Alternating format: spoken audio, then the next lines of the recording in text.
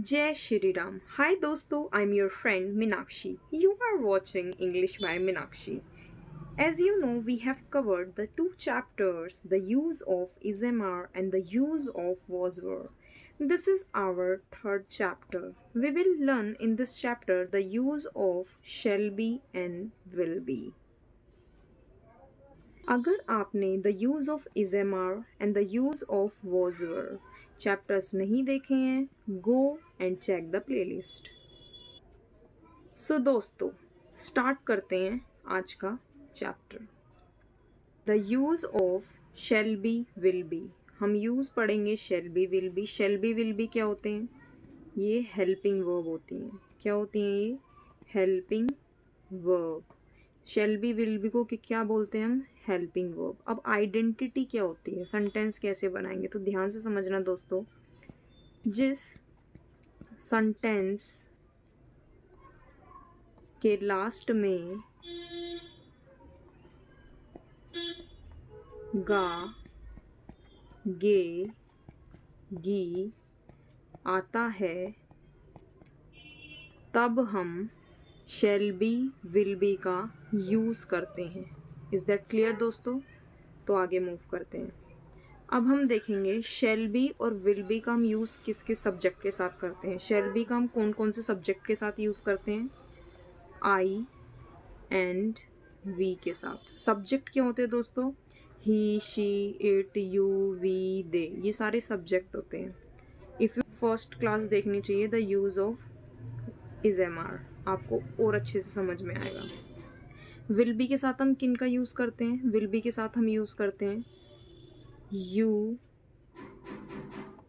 He, she, it और any name.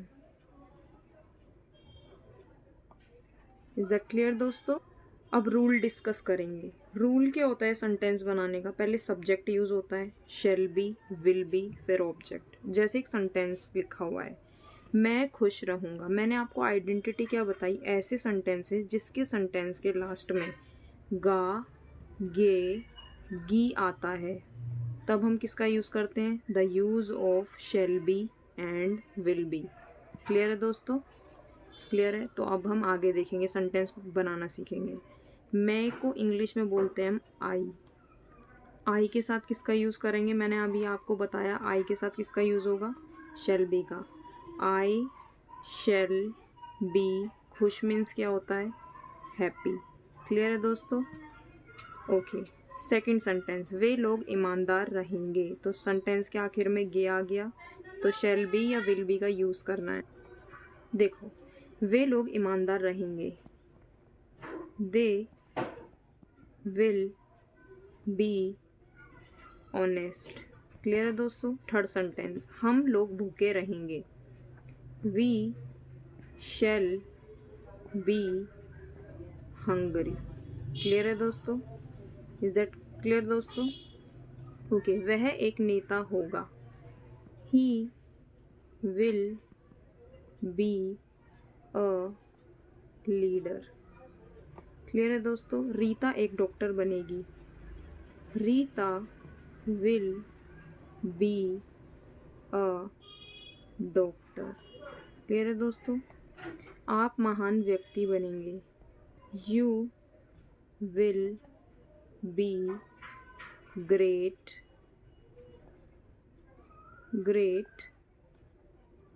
Human. You can write man. Is that clear? ये subject था। Clear है? और सब्जेक्ट मेरा ये है आई। शैल बी मेरी हेल्पिंग वर्ब है, शैल बी विल बी, तो मैंने शैल be will be helping verb लगा दी। मेरा ऑब्जेक्ट था, ये मेरा ऑब्जेक्ट आ गया हैप्पी। क्लियर है दोस्तों? ऐसी हर सेंटेंस में ये सब यूज़ हो रखा है। चलो अब आगे मूव करते हैं। अब डिफरेंस समझेंगे, ये बहुत इंपॉर्टेंट है, वेरी इंपॉर्टेंट।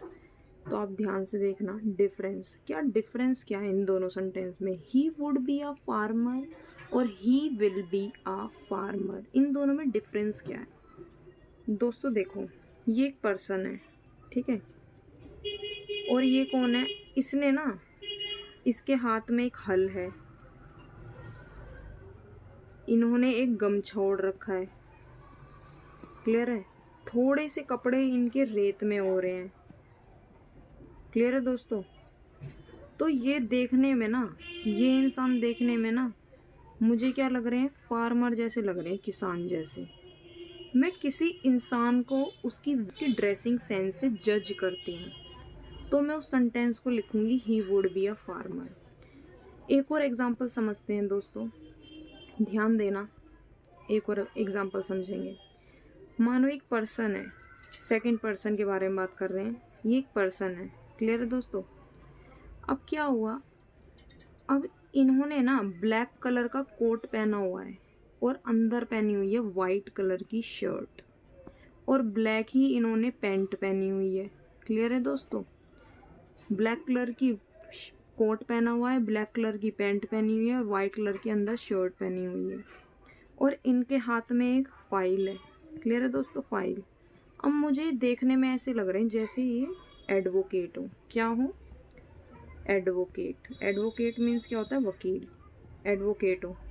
तो मैंने इनकी ड्रेसिंग सेंसेस को जज कर लिया, ये एक वकील होंगे, तो मैं इस सेंटेंस को ऐसे लिख सकती हूँ फिर, ही would be a advocate. Clear है दोस्तों? अगर आप किसी पर्सन को जज करते हैं उसकी ड्रेसिंग सेंस से, तो आप सेंटेंस लिखेंगे, तब आप सेंटेंस बोलेंगे he would be a farmer और he would be a engineer. Clear है दोस्तों?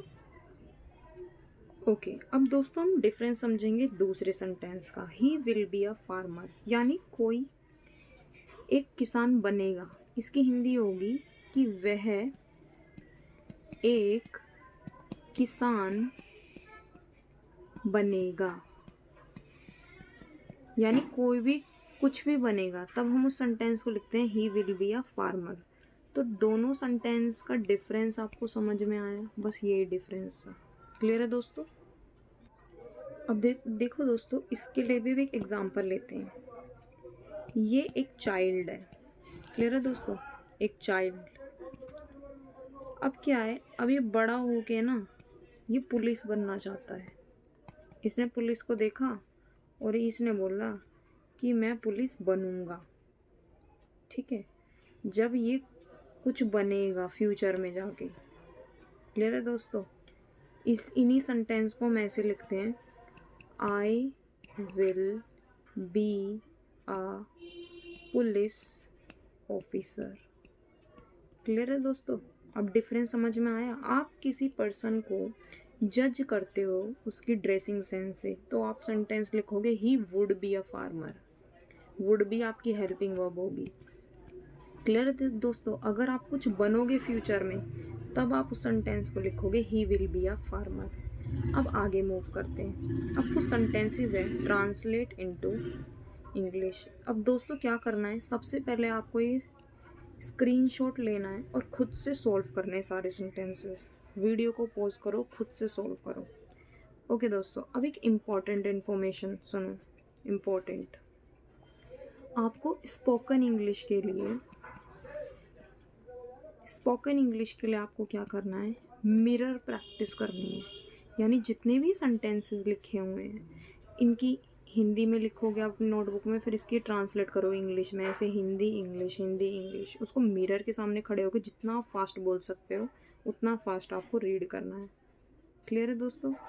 अगर आपने मेरे चैनल को लाइक नहीं किया है, शेयर नहीं करा है, सब्सक्राइब नहीं किया है, do like share and subscribe my channel दोस्तों। ओके, नाउ अब ट्रांसलेट इनटू इंग्लिश सेंटेंसेस पढ़ेंगे। वे आश्चर्यचकित रहेंगे, तो इसकी इंग्लिश क्या होगी?